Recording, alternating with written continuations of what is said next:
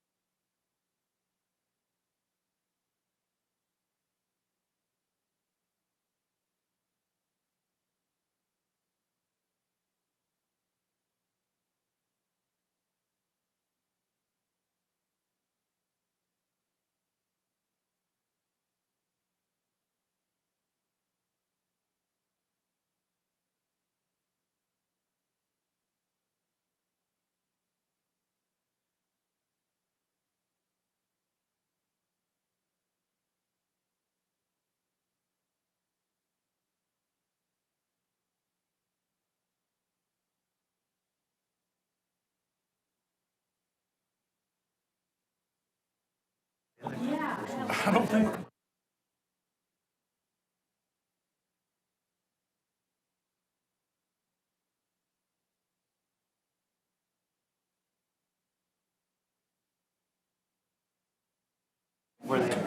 I don't know. Either way, it's going to pick up his power.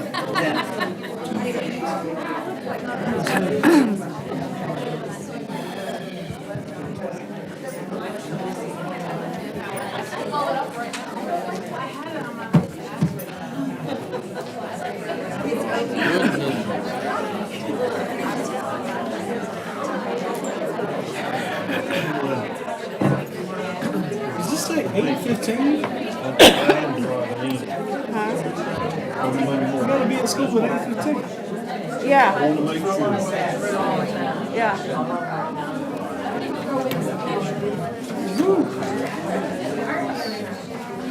Miss Powell. I know.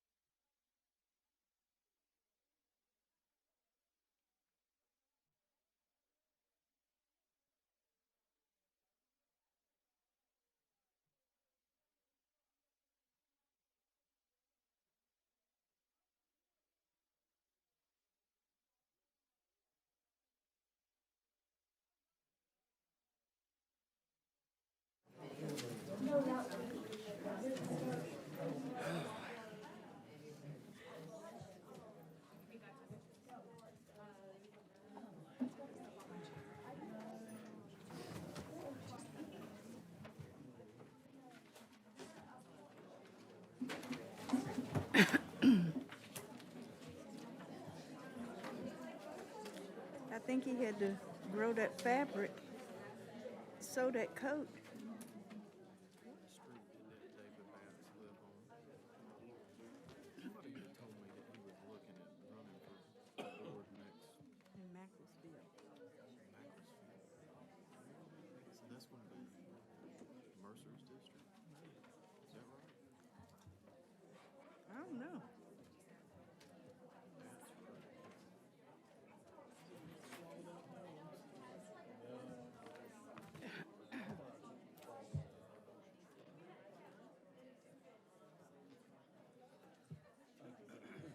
You can breathe now? You can breathe now? Oh, yeah, I was running. I was waiting on you.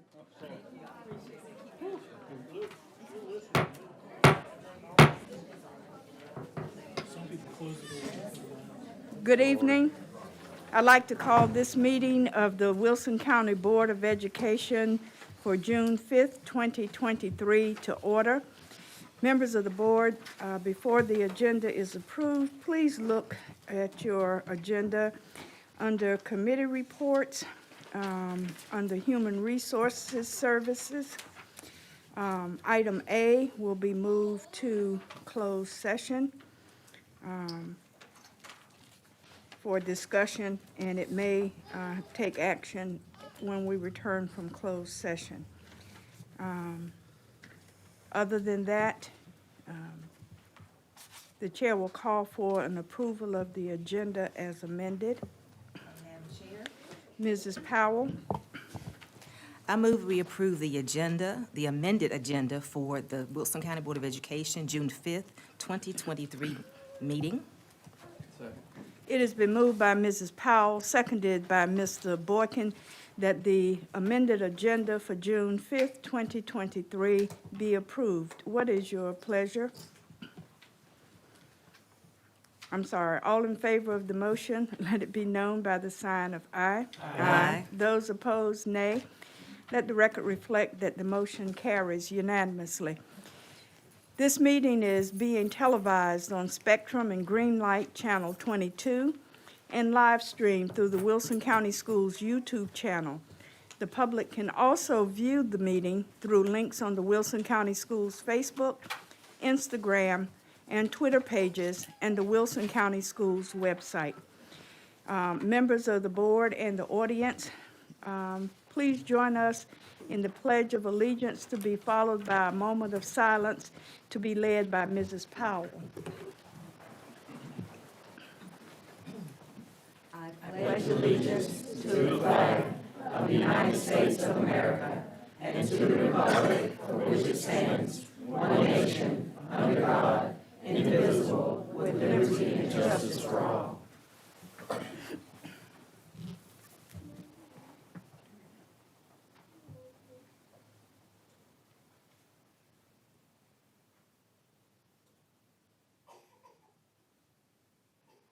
Thank you. Thank you. Members of the board, you have in your packet your minutes of the May 15th, 2023 regular board meeting. Those need an approval. What is your pleasure? Madam Chair, Mrs. Barnes, I move that we approve the minutes of the regular board meeting of May 10th, 2023. Second. May 15th. 15th, May 15th. I'm sorry. Okay. It has been moved by Mrs. Barnes, seconded by Mrs. Boyette, that the regular board meeting minutes of May 15th, 2023 be approved. Is there any discussion? Hearing none, all in favor of the motion, let it be known by the sign of aye. Aye. Those opposed, nay. Let the record reflect that the motion carries unanimously. We'll have our good news presentations. Dr. Mills, assisted by Mrs. Powell.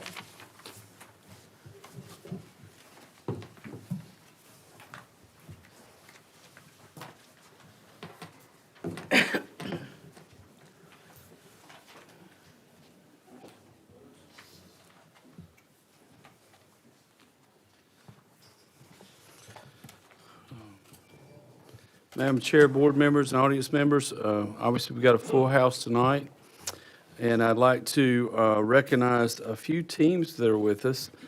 And the first is the winner of the first Lego League Robotics Competition. And those students are here tonight, and they're from Gardner's Elementary. And when I call your name, if you can join me down front. Jonathan Rodriguez. Come on down. It's okay. You got to hang out up here too, okay? Just slide that way. There we go. Buckley Blake. You're right behind me. Julian Lunar. Connor Rogers. I'm thinking it's the T-shirts. I'm looking at the T-shirts now. Marvin Alvarez. Adrian Leon Cruz. Adriana, sorry. So, yeah. Just go ahead and smack my hand. I feel better. I have two girls at home. Look, my name's Lane. I get it, okay? Adriana. I got it. Thank you. Alex Sanchez de Jesus. Jesus? Axel. That didn't help me at all tonight. Again, did I mention my name's Lane growing up? Okay. Emily Mooring. Michael Ruffin. Justin Hodges. And the person who should be calling these names, Coach Mandy Jenkins, which I will do next time. Hey, Mandy.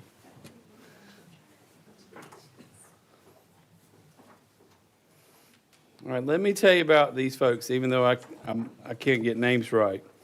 They can get Lego right.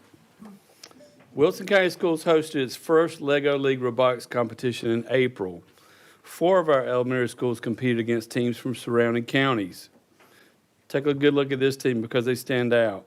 This first Lego League is a national robotics competition where students work together to solve challenges through 2 parts: coding a Lego spike robot and presenting an innovation project. This year's challenge focused on clean energy. Teams had to come up with an innovative solution relevant to clean energy and present their designs to a panel of judges. Out of 11 competing teams, Gardner's won grand champion, scoring high in all categories. Yay. Pretty cool.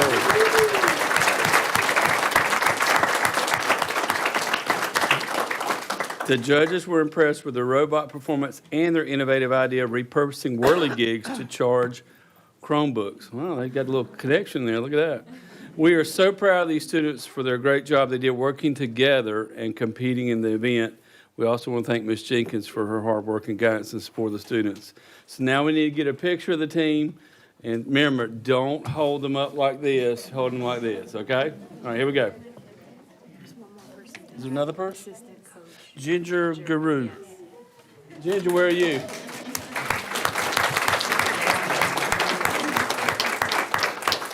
I had you on one and on another.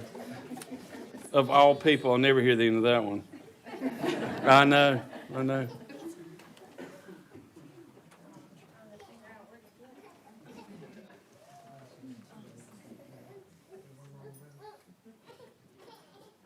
y'all look here. 1, 2, 3. Good. Mom, Dads, you want to come get a picture? We'll hold them tight for a second. Can't guarantee, though. That's a big deal.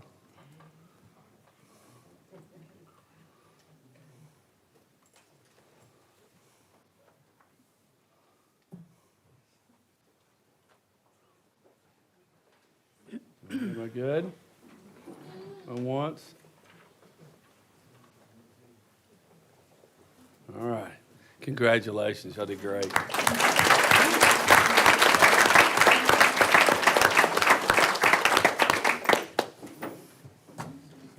Ooh.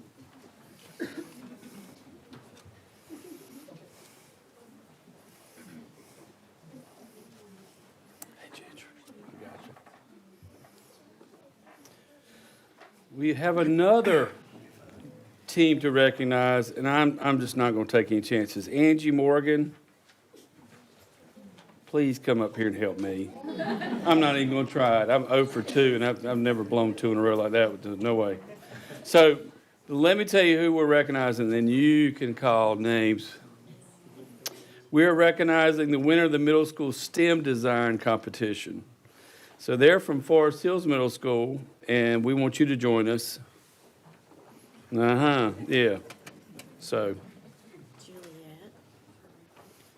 you can say. All right, Juliet. Really, you gonna make it that? Yeah. Okay. That's all right. You're gonna cheat. You're gonna cheat. After all that, you're gonna cheat. Come on, Juliet and Maggie. Jaden. Jaden. Adrian. Anna. Tori. And with you? then our other coach, Miss Tori. Tori Kirby. T-shirts, give it away. All right, let me tell you about these folks while they're getting their recognition as well. We had 4 of our middle schools that participated in the middle school STEM design competition against teams from Nash and Edgecombe counties. They were tasked with different challenges using the elements of the book Divergent. They worked collaboratively to build structures that represented the book's factions, design presentations that showcased their team's journey during the competition season, and used their problem-solving skills to code their robot to travel to designated coordinates on the competition grid.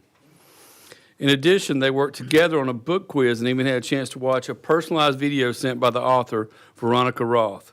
Out of 23 total participating teams, the Forest Hills STEM team, led by Miss Morgan and Miss Kirby, won first place.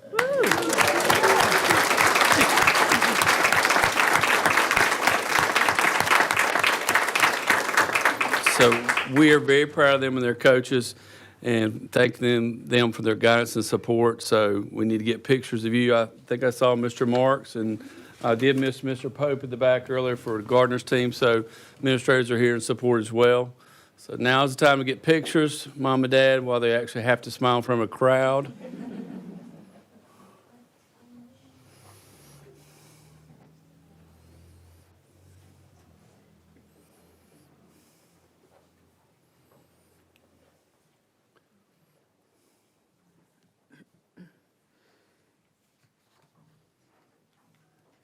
Very good.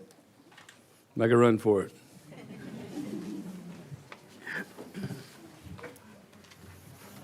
Congrats. That's awesome.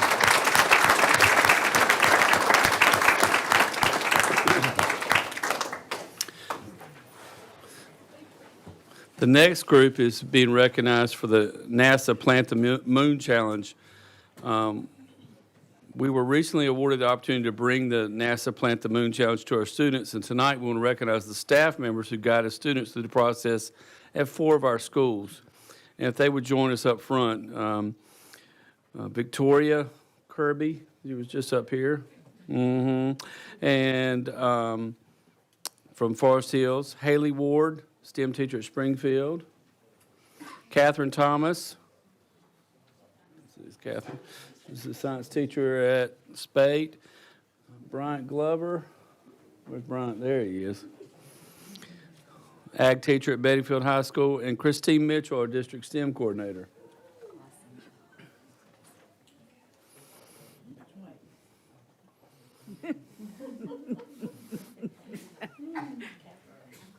Bless you, Christine. I know this is a rough-looking bunch, but let me tell you what they did. The Plant the Moon Challenge allowed students to conduct experiments with regolith. Wow, I had 50-50 on that one, which is a substance that is similar to lunar soil. Students from Forest Hills, Springfield, Spate, and Bedingfield were tasked with experimenting with different growing environments with a variety of seeds to try and yield the best growth. At the end of 8 weeks, students completed a lab report that was submitted to NASA for review. Really, NASA? The students had a great time applying the scientific process to contribute to NASA's research for the next Artemis space mission.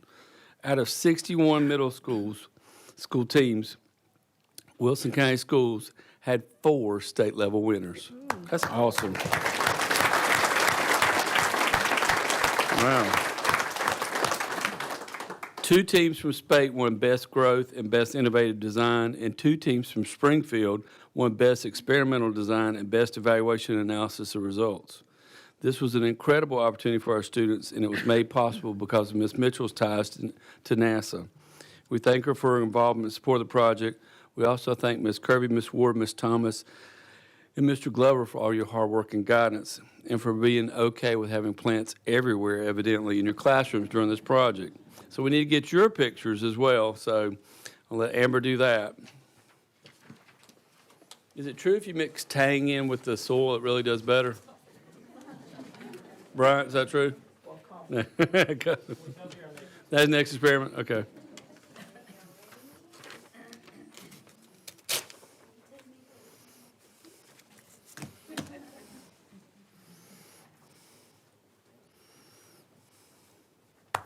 Congrats.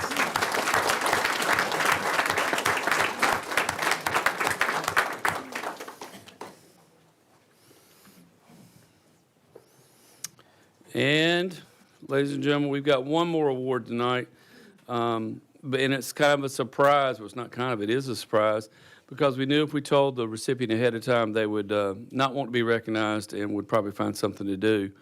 But they had to come tonight for the award anyway, so it worked out well. If Miss Christine Mitchell would come down front again. Thank you, Christine. We're glad we could have you come down. Please stand up front and center so everyone can get to know you. Yeah. Miss Mitchell, who everyone should know by now because this is the second time she's been up here, our district STEM coordinator recently received the Outstanding Achievement in STEM Education Doctoral Award from my favorite university, the University of South Carolina. That's a big deal. She was recognized during a ceremony at the University of South Carolina at the end of April. This award is special because Ms. Mitchell was selected by her professors to receive it. And she was the only student who was selected for this honor. The only one. Awesome. She is truly deserving. Ms. Mitchell is an incredible asset to our school system, and it's wonderful to see her recognized for her advocacy for STEM education and her hard work, and she does work hard. We wish her all the best as she nears the end of her doctoral journey, and we truly appreciate the way she brings her passion and expertise to our staff, students, and families. So finish your dissertation so you can be done. Yeah, we'll help you write. 2 more chapters. And congratulations, Christine. We're very proud of you.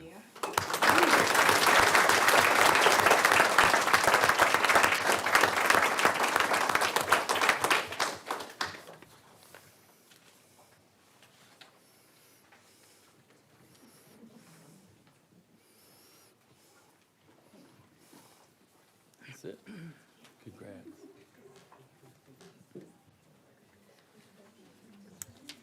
Such good news. Let's give all of our recipients another round of applause, please.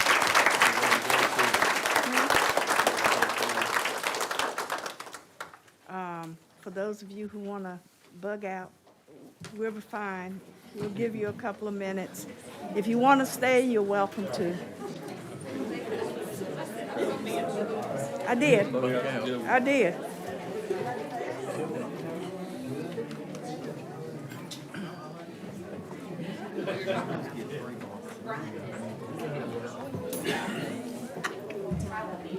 We'll resolve that very quickly. He said, how did you get 3 bottles of water and he didn't get any? No, so I told him we'd resolve that.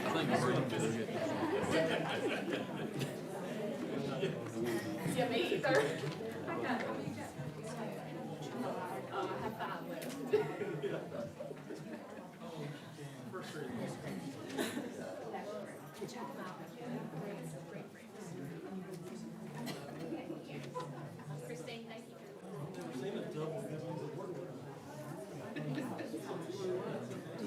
Shirley Chapman.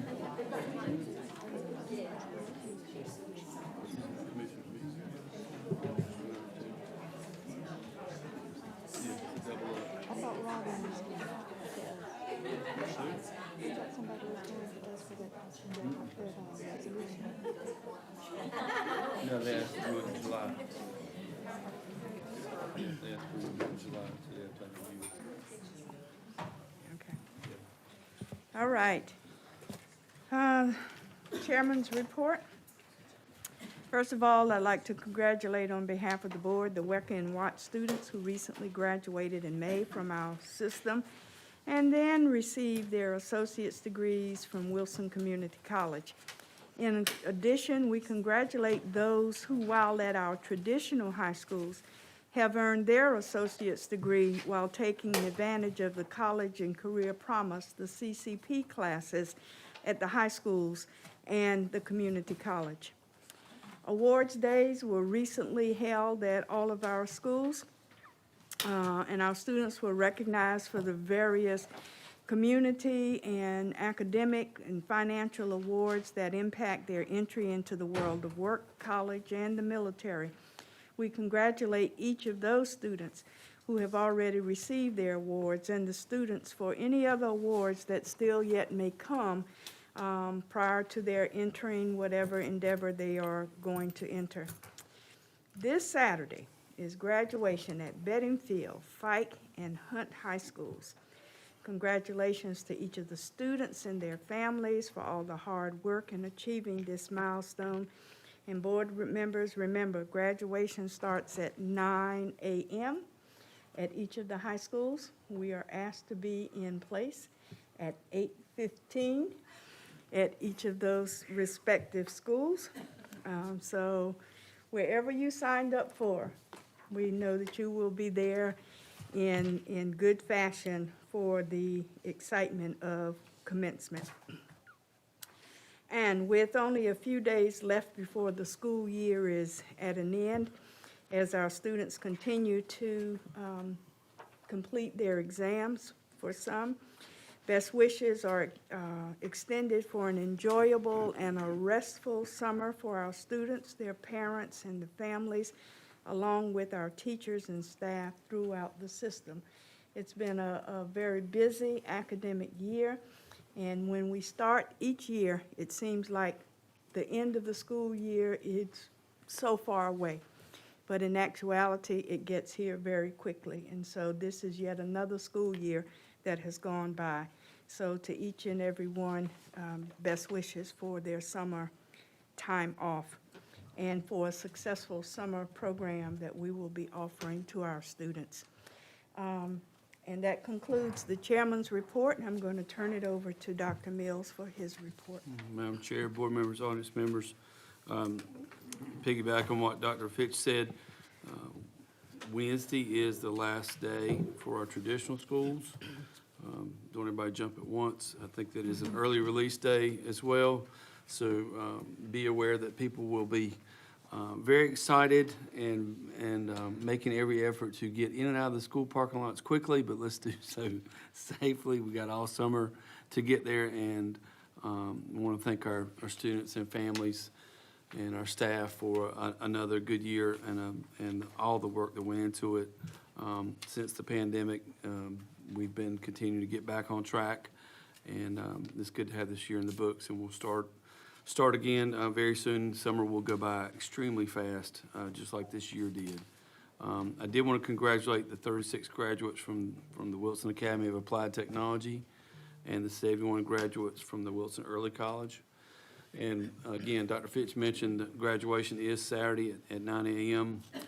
Be there early, 8:15. They should take good care of you and have some snacks and full breakfast buffet. If they got my memo, I'll make sure. No pressure now for them to have that, but we're looking forward to graduation ceremonies. It's always a neat day. Families are happy, students are happy, we're happy, and again, we're excited to see everyone cross that stage and achieve another milestone. So again, 9 o'clock Saturday morning. We recently, I mentioned in committee that we found out about our ESSER funds monitoring report, and we were had a review team come through, and the review was no findings were found, which sounds simple, but that is a really, really big deal. And it was an incredible achievement for the Federal Programs Department for the hours they spent documenting every dime to make sure it met federal guidelines. And was used where it should be and accounted for. Those funds are from the feds and were distributed across the nation to help address educational issues as a result of the pandemic. And we're required to track and report all those funds in the amount of $53.9 million.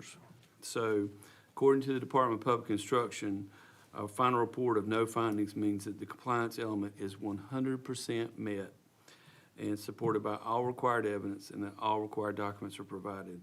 So that is a big deal. I want to thank Robin May and Amy Thornton and the folks that keep up with that. And I also wanted to share, although they will not share this, that the folks that came in and did the compliance review were so impressed with the processes and procedures that they had created for us to monitor and keep track of our funds, that they've actually asked them to present at their conference to show other districts what they've been doing as a means of tracking and using the funds appropriately and accurately. And I think when you bring somebody to do the training from that process, that's no small measure. So congratulations. That's a really big deal for a really big chunk of a budget that's a one-time source of funds for school districts. So we're glad to know all that was done. And again, unless you've had to do that before and mess with it, it doesn't sound like a whole lot, but congratulations, that was really good. But yeah, I clap too. But you have to come back from the conference. So Ms. Horson will be contacting the board to look at your calendars for a work session, probably looking at late July or first part of August. I know June's got conferences and other things going on, to do some policy work that we need to get done and some revisit. And then we also need to get started back on some capital planning. And then we also need to begin talking about redistricting and looking at some processes as we start that. So she'll be reaching out to you after the meeting over the next week or so as we close out the school year to do that. One final piece before I did want to wish the students, staff, and all of our families a safe and relaxing summer, and really to have a good break away from school and be ready to come back, because it will go by fast. But I did want to unofficially say that we've got some results in that are not official, because they're unofficial, and I'm saying it again. But I did want to give a shout out to our teachers and our staff and our students, because our initial peeks at the data, again, really preliminary, unofficial, but that show our improvements. Again, we're up, and we're up to a level where we would kind of be after summer school this time of year. So we're actually improving, and things are looking very strong. So we got more to come in and more to do, but that's just the initial bit of testing results coming in. So I think our teachers and students should be very, very proud of the work they put in. And that's one measure, but it is an important measure that gets bandied about a lot. So that's just unofficial stuff for our folks. And so, again, thought it'd be important to close out strong, and they should be happy. So, Madam Chair, that's all I have. Thank you. Not official. Not official, Not but we'll Just take not it and we'll wait for the official results to come in. Just eyeballing it. Okay. Now it is the point of our agenda where the public has an opportunity to give their input.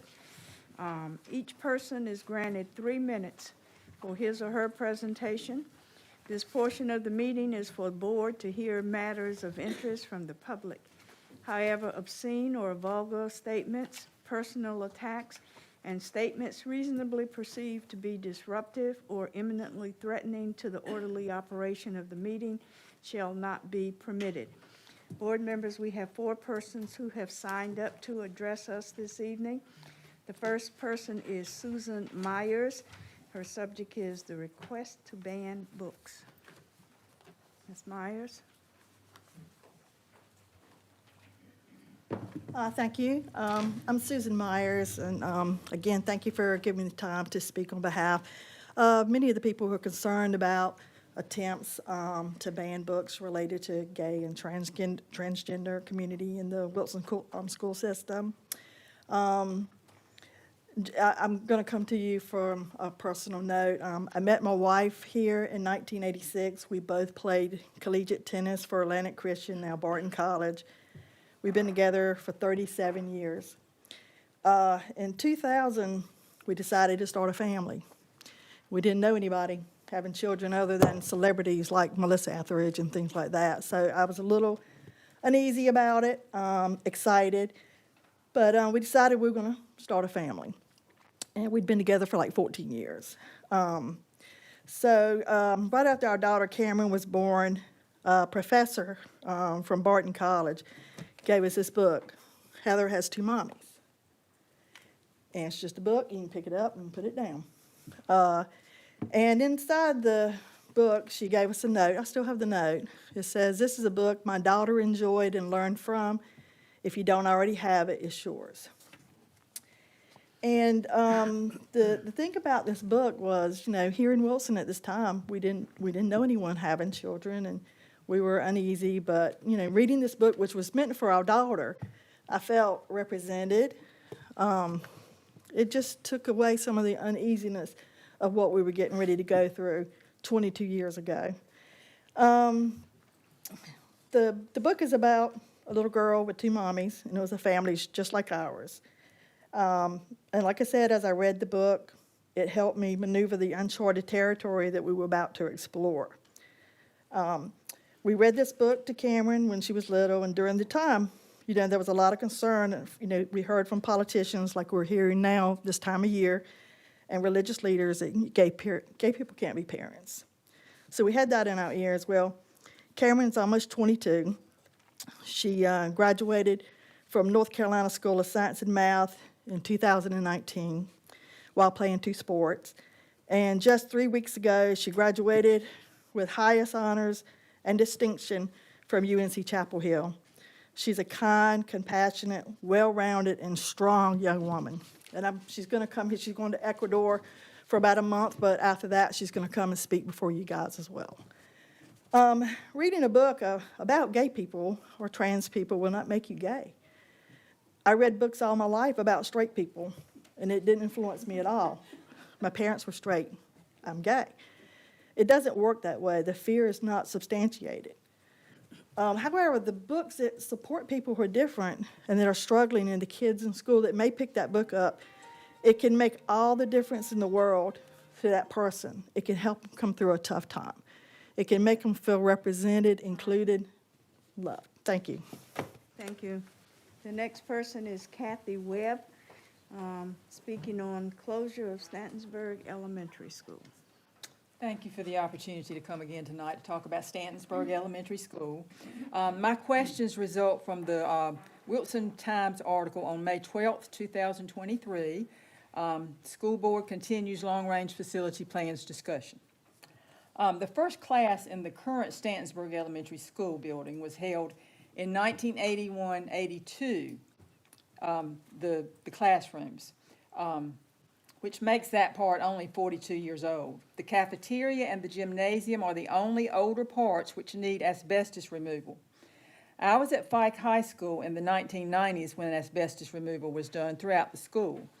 Removing asbestos from the cafeteria and the gymnasium and some updating would be much cheaper, in my opinion, than retrofitting Spate into a K-8 school, which would require Spate to renovate and add 8 classrooms and 4 bathrooms, and this is according to Dr. Mills in the article. I also have some safety issues about placing these younger children in with older teens going to Spate. And then I had a question about, and this was Dr. Fitch in the article, what did you mean, I'm asking you, what did you mean when you responded to Mr. Boykin? I hope the conversion would cost a lot less than having to build a new school. And I guess that was talking about tearing down the entire Stantonsburg school. I repeat, why would we need to tear down a 40-year-old school when we're not, and I'm not for tearing Fike down at all, but Fike's about 60-some years old, and that was never considered. And then the final personal proposal, and I'm sure you'll laugh at this, I suggest that you move 6th grade to elementary school and then move ninth grade back to middle school. And I think that would fix a whole lot of problems that we may have. Thank you. Thank you. Ann Barnes, support of public education in Wilson County. Good evening. Good evening. Much is being said today about public education. I'm here as a strong supporter of public schools. I'm here as a strong supporter of public money going to public schools.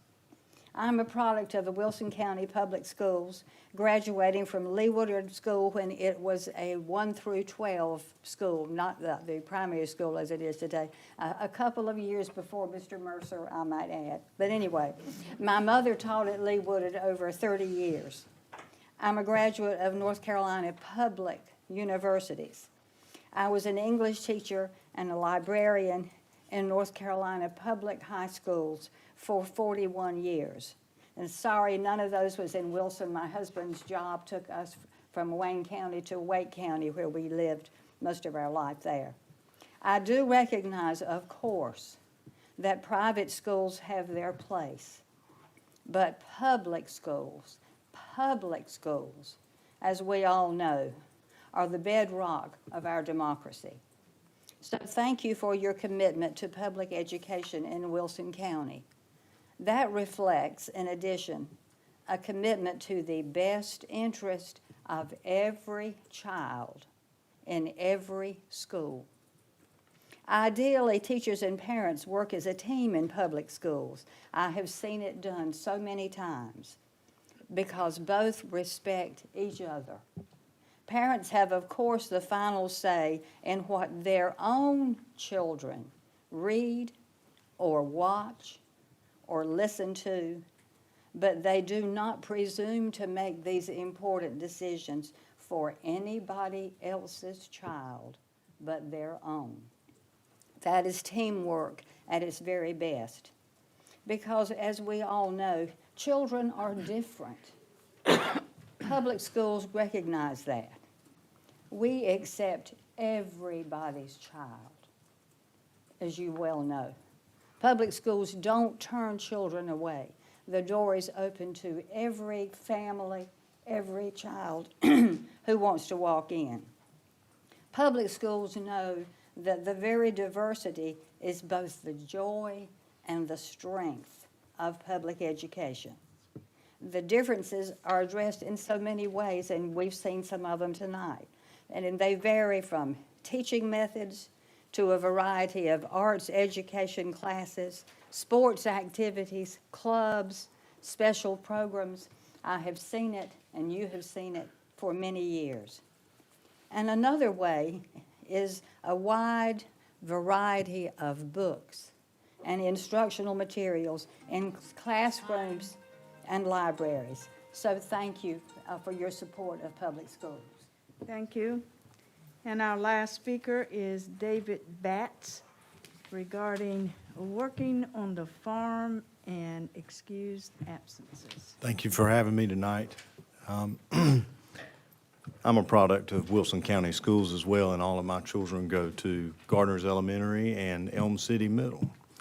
And they did very well on their tests because of the great teachers that we had at those two schools.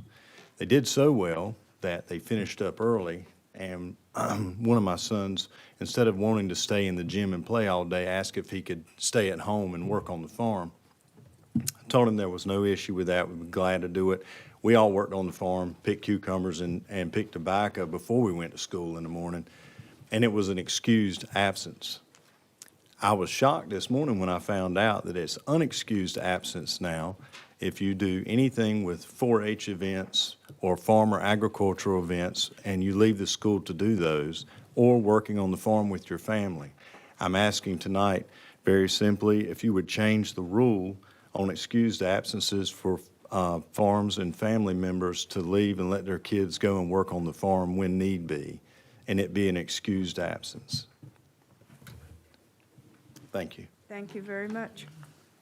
Members of the board, As you know, once we have been addressed, you have options in regard to the response to the persons who have addressed us. One, you can direct the chairman to respond to the concern on behalf of the board. You can direct the administration to respond to the concern. You can refer the matter to a board committee, refer the matter to the administration, or place the matter of concern on the agenda for a future meeting. What is your pleasure, Madam Chair, Mr. Breen? I think it would probably be most appropriate for administration to respond. I agree. Yes. I'm hearing 3 yeses, 4. Yes. Okay, I think it's the consensus. Dr. Mills, on behalf of the board, you are asked to please respond to the persons who have addressed us this evening. Thank you very much. Next on the agenda come the committee reports. The first is Human Resource Services Committee. Mrs. Barnes? Madam Chair and board members, the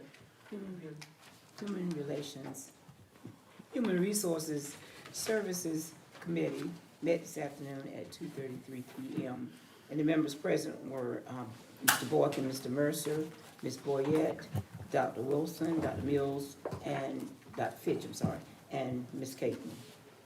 The HR agenda was amended, as Dr. Fitch stated earlier, to move the discussion of TAs to closed session.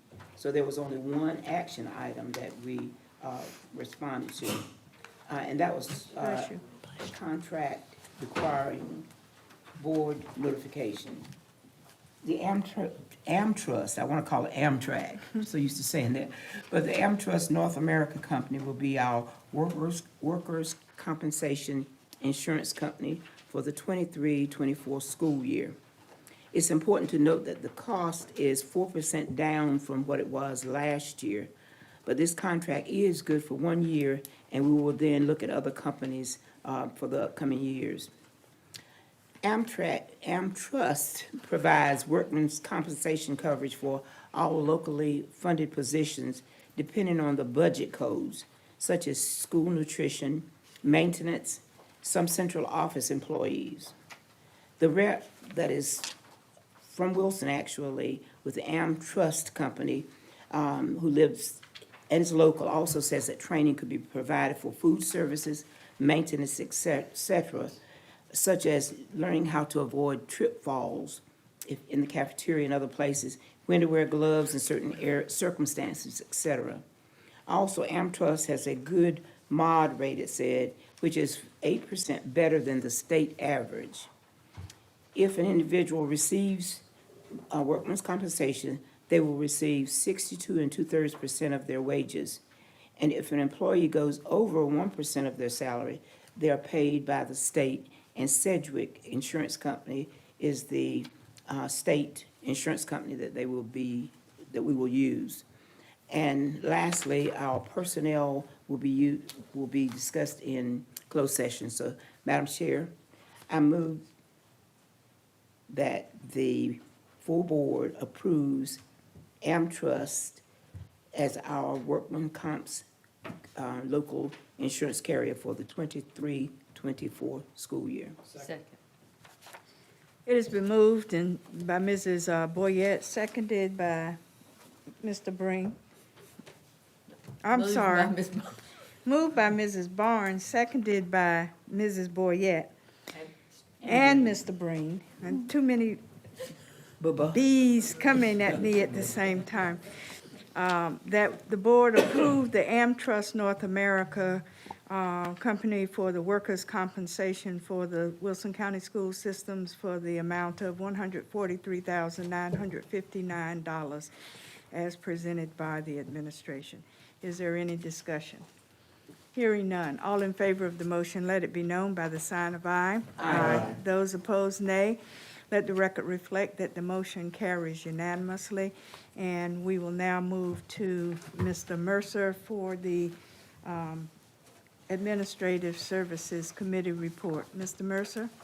Thank you, Madam Chair. This afternoon at 3:30, the Administrative Services Committee met. Actually, it was more like 4:40 because Our first meeting went a little over 3:40 p.m. At some point this afternoon. You were doing good. And You blew it. in attendance was Ms. Boyette, Ms. Barnes, Mr. Boykin, Dr. Fitch, Dr. Mills, myself, Ms. Powell, Dr. Williams, Art Stanley, Greg Woodard, and some others.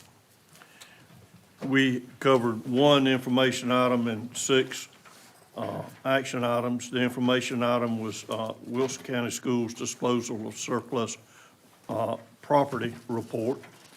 And unless I'm mistaken, there were 3 buses, activity buses that had have their, at this point, short some parts. They've probably been cannibalized a bit, maybe. And they're not of any use far as running. So they were, have they been disposed of already? Yes, sir. And I think as scrap more than anything else. And there'll be a later date, there'll be a more extensive surplus report, and probably, will there be a auction or something for that? Yes, sir, there will be. Items of Wednesday. Okay. For the public auction, yes, sir. Any questions or comments, other board members? Hearing none, let's move to the action items. The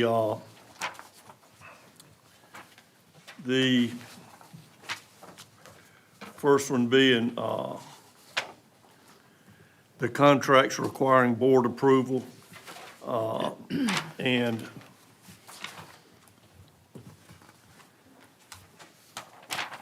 let me get,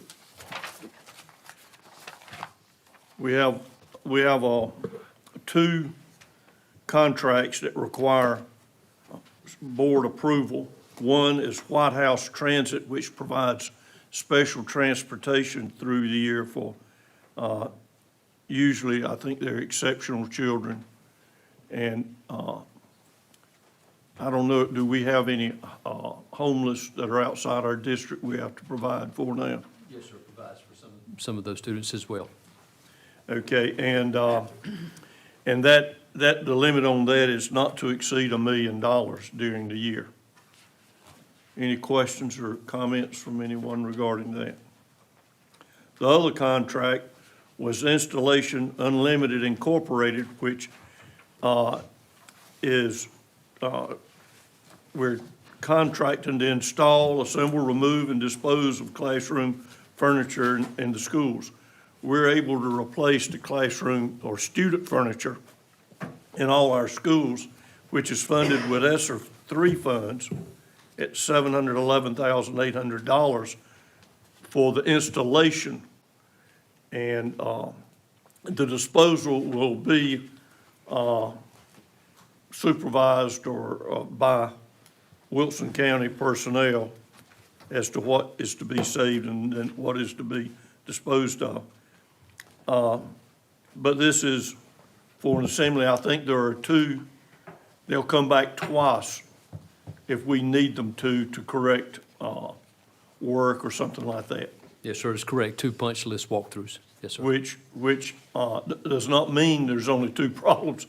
We make a list of all the problems for a while, tell them, when we feel like we've got them all, they come back and do it, then we have one more shot at if we have some other issues. Yes, sir, that's correct. Any comments or questions regarding those? Hearing none, on behalf of the Administrative Services Committee, I recommend the full board approve the White House Transit contract that's not to exceed $1 million, and the Installation Unlimited Incorporated contract at $711,800 be approved as recommended by administration. Second.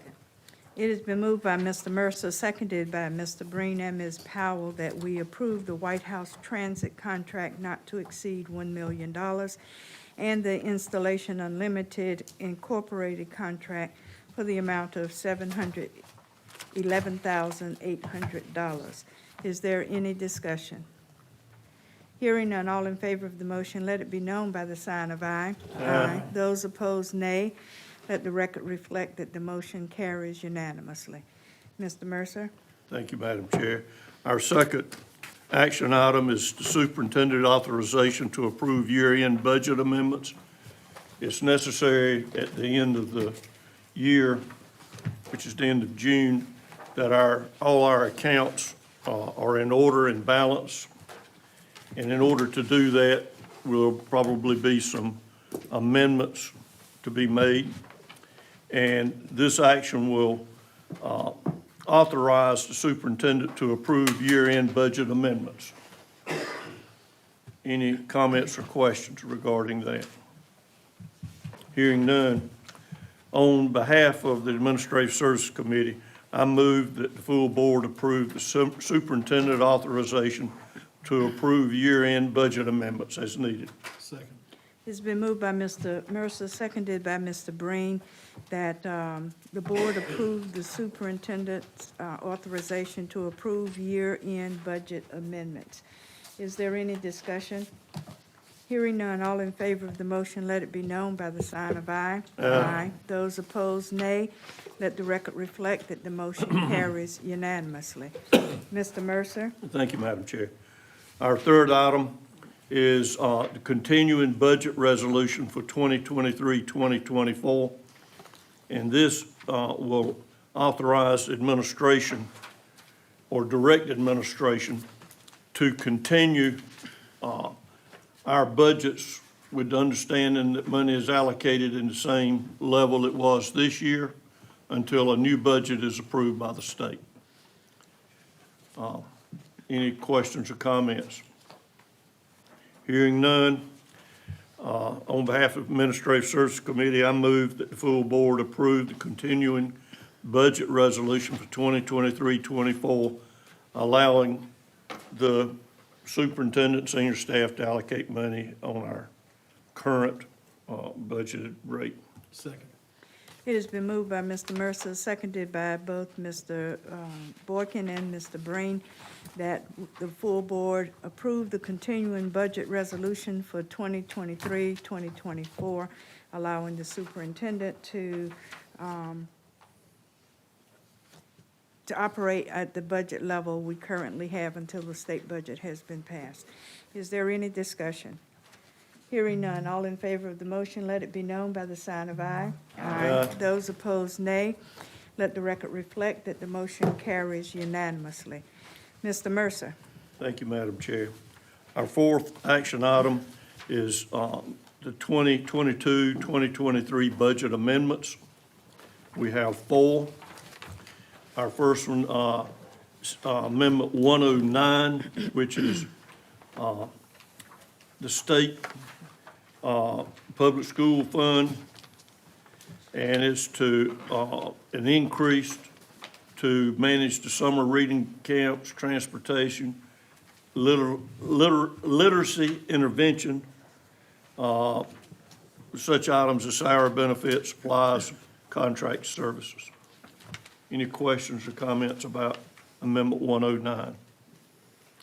Hearing none, federal grant fund, Amendment 307 was increased by $37,719.97, which will deal with school nutrition equipment, transfers within the program to align the budget with expenditures, and it also involves salaries, benefits, supplies, contracted services. Any questions or comments about the 307? Hearing none. Our next one is Capital Outlay Fund, 403, at an amount of $146,628, and that's the payment on leased yellow buses. Any questions or comments? Okay, our fourth and final amendment is Local Special Revenue Fund 807 at $364,138.83. And it would take care of Medicaid administrative program, Medicaid direct services, driver's ed fees, indirect costs, and it also deals with salaries, benefits, supplies, and contract services. Any questions or comments? Okay, then, Madam Chair, Yes, sir. I move that the full board, on behalf of Administrative Services Committee, approve Budget Amendment 109, State Public School Fund, 307, Federal Grant Fund, 403, Capital Outlay Fund, and 807, Local Special Revenue Fund, as recommended by administration. It's been moved by Mr. Mercer, seconded by Mrs. Powell and Mr. Breen, that the full board approve budget amendments 109, the State Public School Fund, 307, Federal Grant Fund, 403, Capital Outlay Fund, and 807, Local Special Revenue Fund. Is there any discussion? Hearing none, all in favor of the motion, let it be known by the sign of aye. Aye. Those opposed, nay. Let the record reflect that the motion carries unanimously. Mr. Mercer. Thank you, ma'am. Our fifth item for action, and this is a second reading of the naming of Hunt High School Auditorium. And without going through all of the information, it is, was recommended and discussed last time that the Hunt High School Auditorium be named the Susan Powers Auditorium for Performing Arts. Any comments or questions regarding that? Hearing none, Madam Chair, on behalf of Administrative Services Committee, I move the full board approve the naming of the auditorium at Hunt High School as Susan Powers Auditorium for Performing Arts. Second. It has been moved by Mr. Mercer, seconded by Mr. Breen, that the Hunt High School Auditorium bear the name, excuse me, of Susan Powers Auditorium for the Performing Arts. Is there any discussion? Hearing none, all in favor of the motion, let it be known by the sign of aye. Aye. Those opposed, nay. Let the record reflect that the motion carries unanimously. Mr. Mercer. Thank you. Our final action item is School Resource Officer Memorandum of Understanding. It was discussed, and there was on page 2, last paragraph, the phrase disproportionate minority contact was discussed, and thought that that might be worded differently. But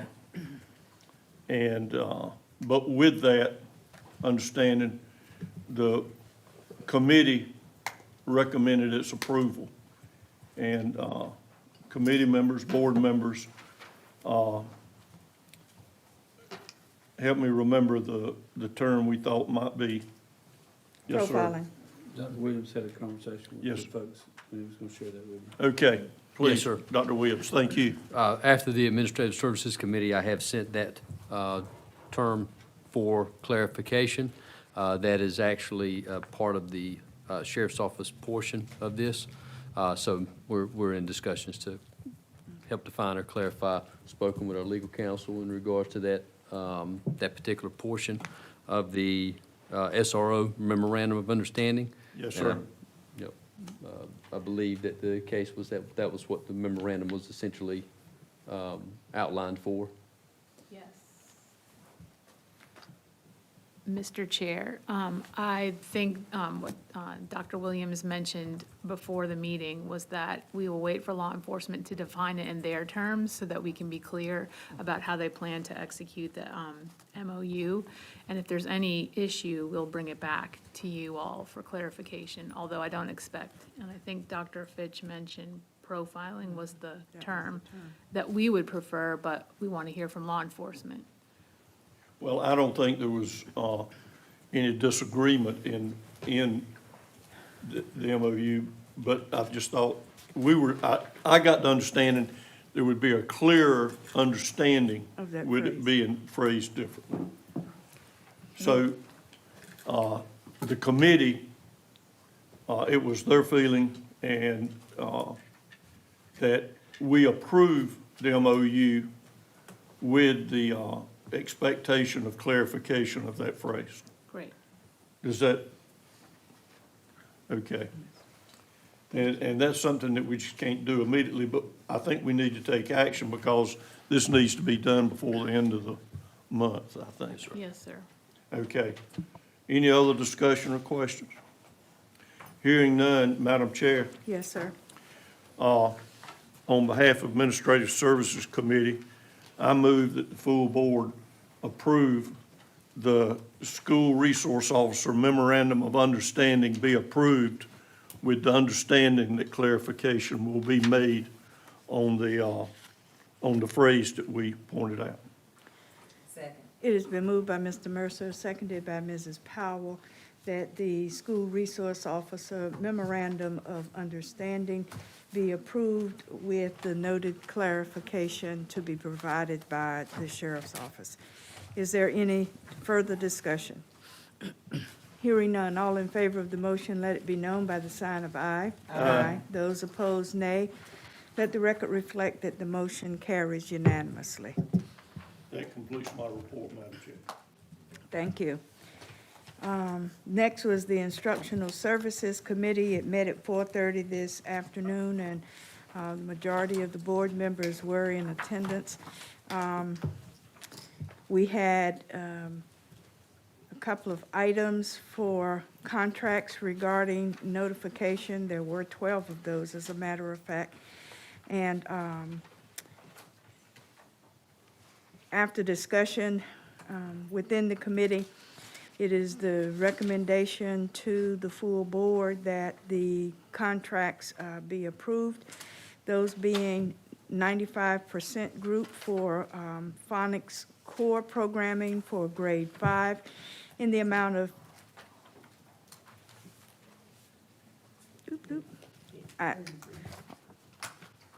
in the amount of $33,695.09.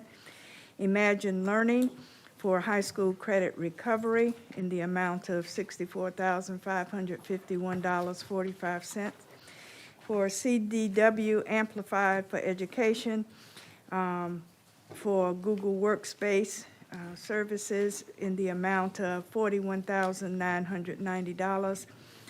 For ClassLink for their annual licenses renewal in the amount of $42,350. Scribbles Software for their annual software application updates in the amount of $66,900. Behavioral consultation and psychological services, not to exceed $80,000. Getty Psychological PLLC for testing services, not to exceed $80,000. IntelliChoice Home Care, providing licensed health care personnel, not to exceed $50,000. John Sexton and Associates for audiological on-site services, not to exceed $45,000.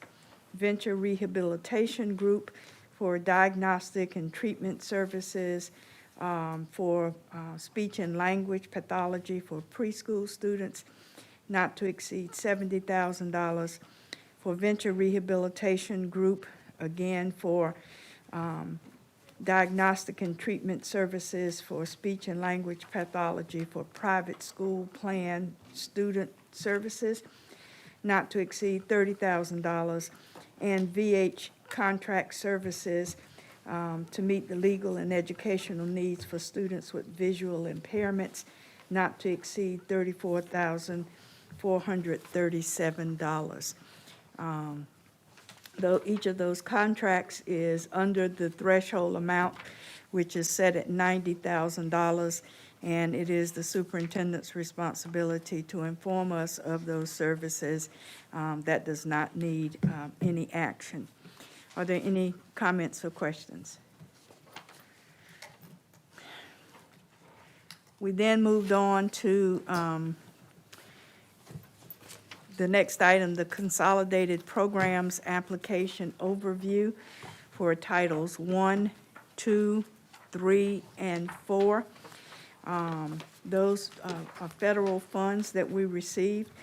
The Title I is for economically disadvantaged youth.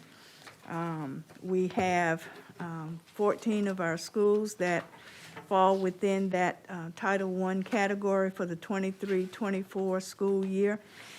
Those being Barnes, Hearn, Vic, Darden, Vincent, Bynum, Jones, Lee Woodard, Stantonsburg, Forest Hills, Frederick Douglass, Luke Harmel, Wells, Beddingfield, Gardners, and Spate.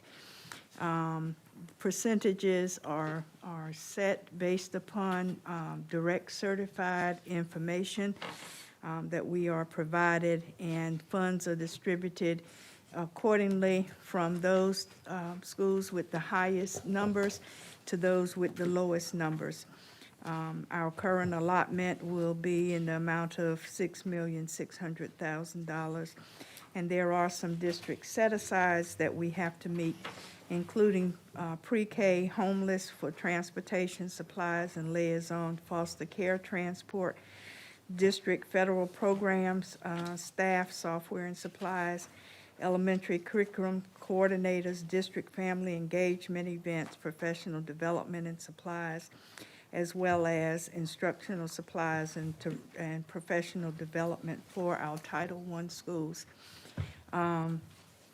There are budgetary priorities that are set within this update, and there is a budgeting process that is gone through at each of the schools. Title II, it deals with teacher and leadership development. That has a 23-24 allocation of $638,031.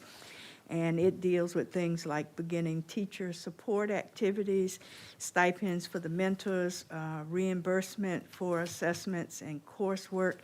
We have some of our teacher assistants who are taking courses to become actual teachers, and we help them with that. Beginning teacher support, English learner coordinator, and other services will come out of those funds. In Title III, for the English learner, we have a 23-24 allotment of $93,170, and that deals with part-time tutors, family engagement, English language teacher supplies, and professional development, among other services that will be offered.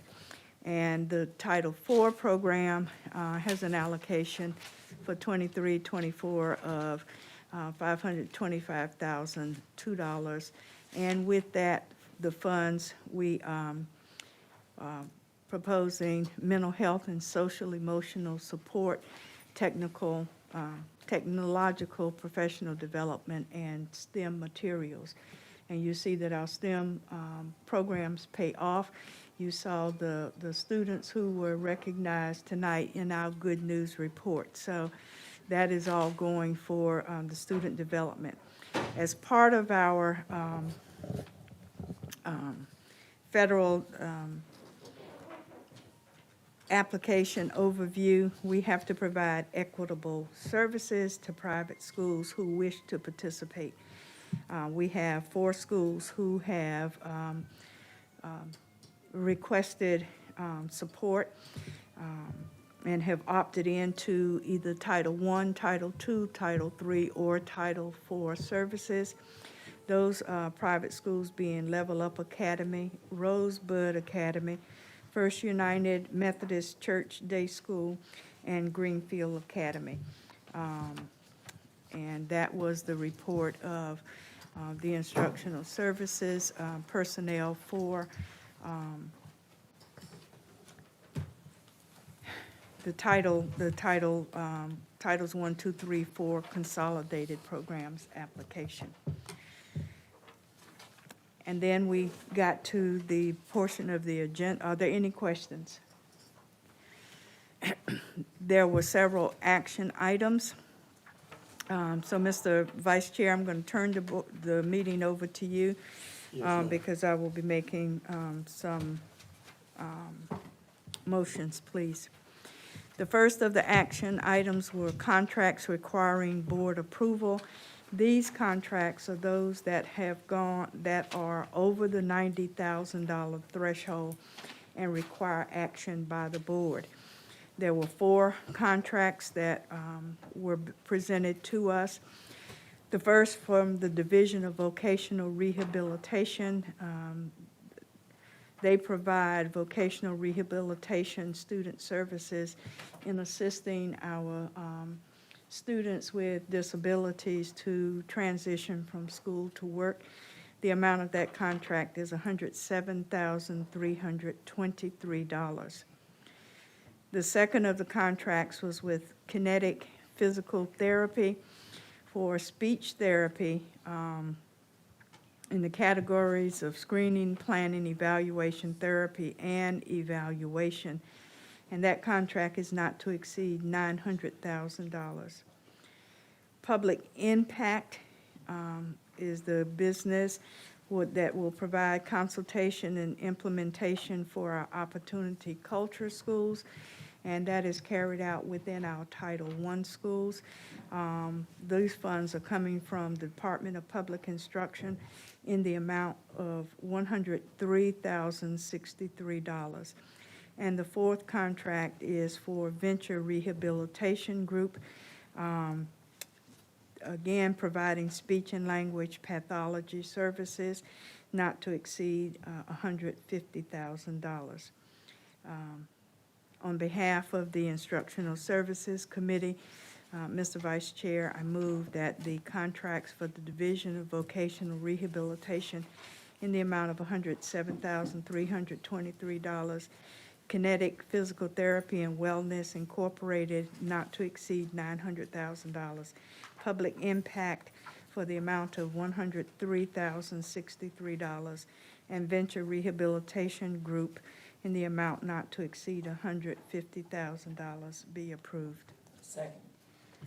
It's been moved and properly seconded that the board approve contracts including the Division of Vocational Rehabilitation at $107,323 and Kinetic Physical Therapy and Wellness Incorporated, an amount not to exceed $900,000, and Public Impact at an amount of $103,063, and Venture Rehabilitation Group Incorporated, an amount not to exceed $100,000 be approved. $150,000. $150,000, excuse me.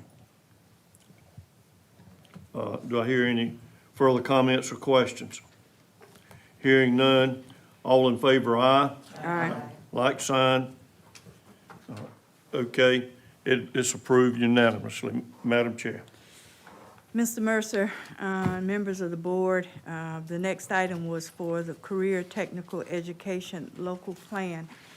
The Instructional Services staff presented us with the updates and highlights, which will become the local plan. And in it, they announce and will share that there are CTE concentrators or work key assessments that have been done by our students. Wilson County Schools had 400 students participate in work key assessments. This number was up from the 21-22 school year that had only 323 students. We had 351 students, up from 284 in 21-22, that earned industry certification levels, bronze and above. And we had 229 students, up from 188 in 21-22, who earned career ready status, which was silver and above. 36 students earned certifications as platinum. 67 earned gold status certification. 126 earned silver, and 122 earned bronze. We had various programs and enrollments that they indicated. We had 88 student interns for 22-23. We had 11 student teacher interns.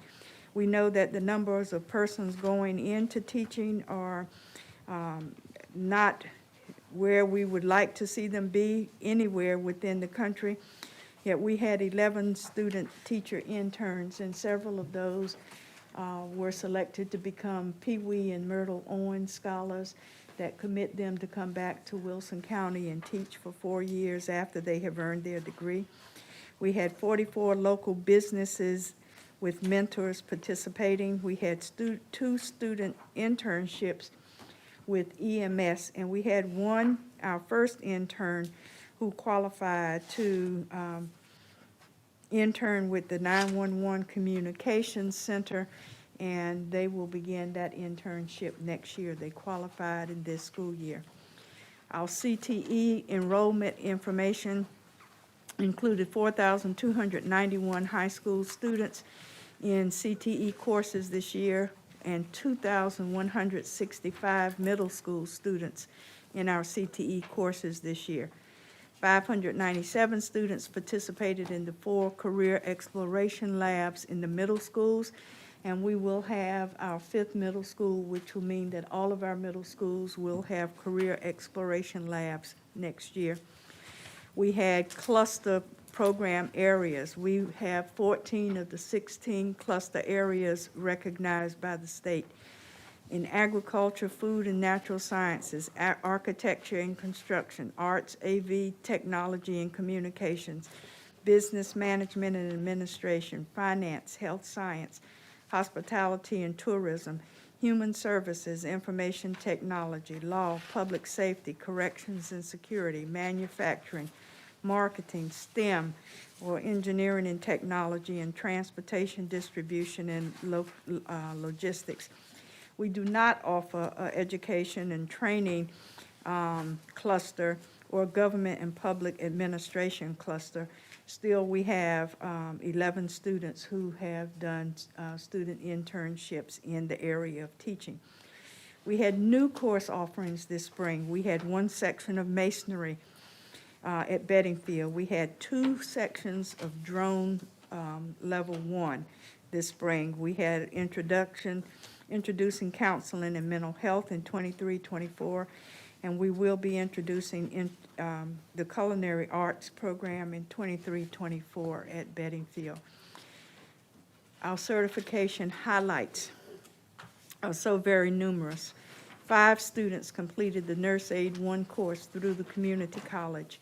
Watt had 47 students with 10-hour in OSHA 10-hour industry certified for manufacturing.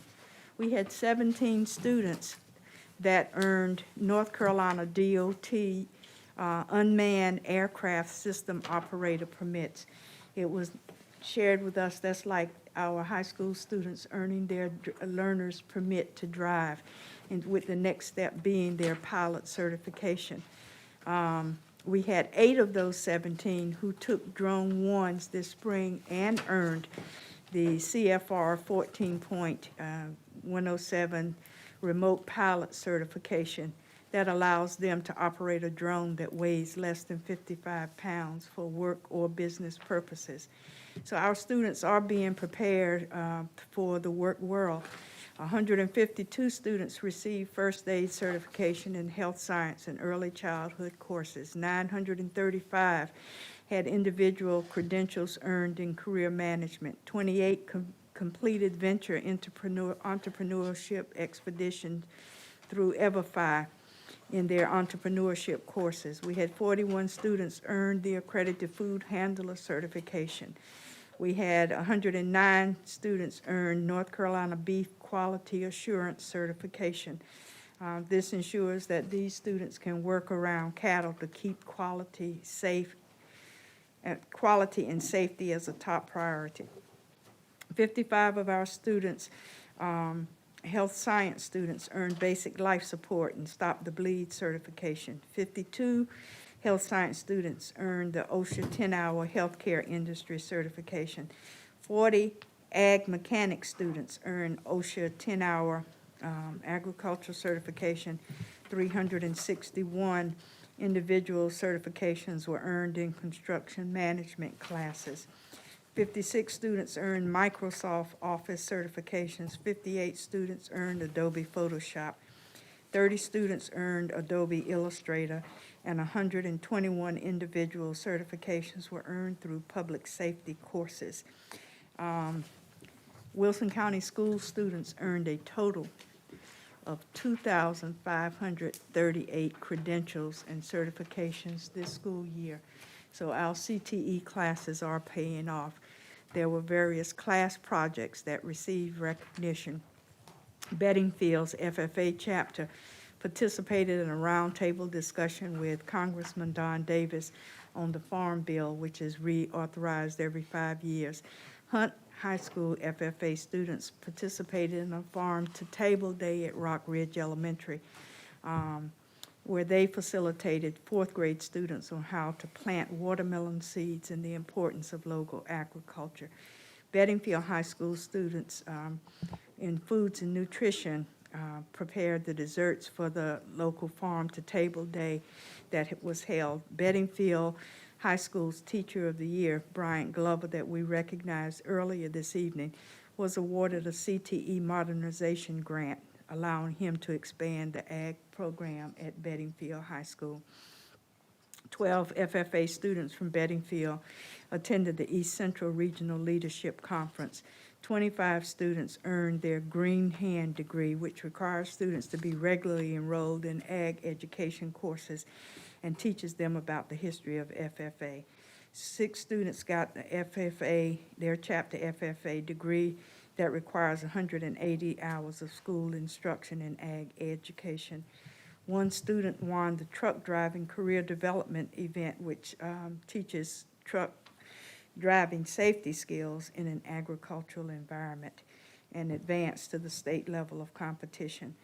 A student from Fike FBLA competed at the national conference in Chicago. And in 2023, FBLA students went to Greensboro to compete in the state leadership conference. And one of our students was recognized receiving the North Carolina Business Education Association Outstanding Student Award for the Triangle East region. CTE plans to focus and develop for the next school year to implement career development plans for our middle school students to increase the credential attainment across all program areas, to continue to work to provide work-based learning opportunities for students and expand opportunities in new areas of local industry. They plan to implement 3 new instructional management coordinators to increase instructional support for teachers. They intend to work to grow the automotive partnerships and look to increase work-based learning opportunities. Continue to align the programs with industry by maintaining up-to-date labs, and to grow career and technical student organization memberships across all of the programs. So this is a very ambitious plan that they have, but our product, our work product with our students shows that they are capable of actually indeed making that plan work. So, Mr. Vice Chair, on behalf of the Instructional Services Committee, I move that we allow the local CTE plan that will incorporate all of these various components of the information just shared to be put to paper and submitted from Wilson County Schools. It's been moved and properly seconded that full board allow the career technical education local plan be developed to reflect the attributes that have been illustrated in the report. Any further comments or questions?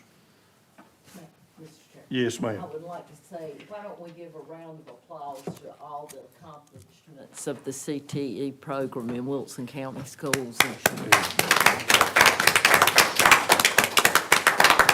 Good comment. Do we have hear any other comments or questions? Hearing none, all in favor, aye. Aye. Opposed, like sign. It passes unanimously. The last item on our agenda was the second read for revised policy 4300, Code of Student Conduct. On behalf of the Instructional Services Committee, I move that the policy revision 4300, Code of Student Conduct be approved. It's been moved and properly seconded that full board approve revised policy 4300, Code of Student Conduct. Any further questions or comments? Hearing none, all in favor, aye? Aye. Opposed, like sign. It passes unanimously. Madam Chair, it's back to you.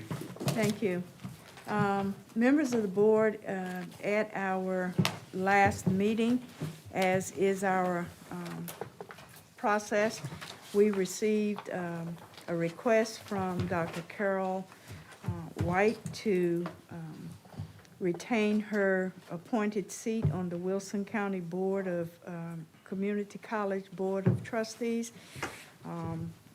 for a term that would begin July 1 and run through June 30th, 2027. We had no members of the board submit a name for consideration, and therefore, the only name that is before us for consideration for appointment is for the reappointment of Dr. Carol White to the Wilson Community College Board of Trustees. What is your pleasure? Madam Chair. Mrs. Powell.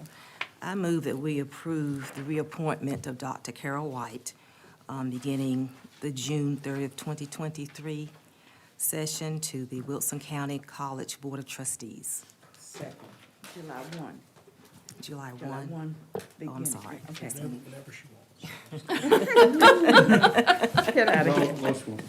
I just wanted to make sure it wasn't Yes. shortening the term to 30 to 15 more days. I was looking at the date on the paper. in Okay. front of me, that's what I got. All right. And did I hear a second? Yes, second. Okay. It has been moved by Mrs. Powell and seconded by Mr. Breen that we reappoint Dr. Carol White for a 4-year term on the Wilson Community College Board of Trustees. Is there any further discussion? Hearing none, all in favor of the motion, let it be known by the sign of aye. Aye. Those opposed, nay. Let the record reflect that the motion carries unanimously. Mrs. Barnes? Madam Chair, Yes. I move that the Wilson County Board of Education go into closed session to consider confidential personnel matters as provided in North Carolina General Statutes 143-318.11A1 and 6 and 115C-319 through 321 to consider confidential student matters as provided in North Carolina General Statutes 143-318.11A1 and North Carolina General Statutes 115C-402 and the Family Educational Rights and Privacy Act 20 U.S.C. 1232G to establish or give instructions concerning the Board of Education's negotiating position concerning a potential acquisition and or lease of real property as provided in North Carolina General Statutes 143-318.11A5 and to consult with the Board of Education attorney and preserve the attorney-client privilege as provided in North Carolina General Statutes 143-318.11A3. Second. It has been moved by Mrs. Barnes, seconded by Mrs. Boyette, that the Wilson County Board of Education go into closed session to consider confidential personnel matters as provided in North Carolina General Statutes, excuse me, 143-318.11A1 and 6, and 115C-319 through 321, to consider confidential student matters as provided in North Carolina General Statutes 143-318.11A1 and North Carolina General Statutes 115C-402 and the Family Educational Rights and Privacy Act 20, United States Code 1232G, to establish or give instructions concerning the Board of Education's negotiating position concerning a potential acquisition and or lease of real property as provided in North Carolina General Statutes 143-318.11A5, and to consult with the Board of Education attorney and preserve the attorney-client privilege as provided in North Carolina General Statutes 143-318.11A3. Is there any discussion? Hearing none. All in favor of the motion, let it be known by the sign of aye. Aye. Those opposed, nay. Let the record reflect that the motion carries unanimously. We are adjourned to closed session.